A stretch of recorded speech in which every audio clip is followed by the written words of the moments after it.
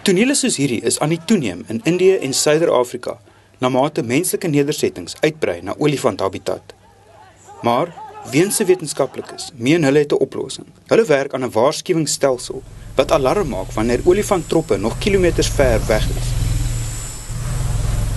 This monitoring system should basically tell whether it's a female group with infants approaching or whether it's a bachelor group of young males. We can basically tell that based on pitch, based on the fundamental frequency. Stuger het olifante opgeneem waar hulle in aanhouding in Suid-Afrika is. En nou wil haar medewetenskaplike audiosagteware gebruik om sulke klankopnames te ontleed. The slide behind me shows a typical elephant rumble.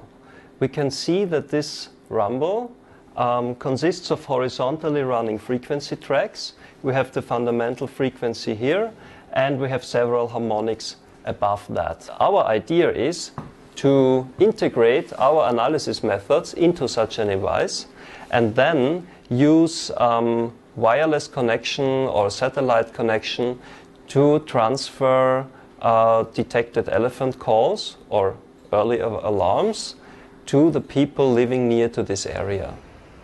Die navorsers meen die toestel kan binne 3 jaar gereed wees.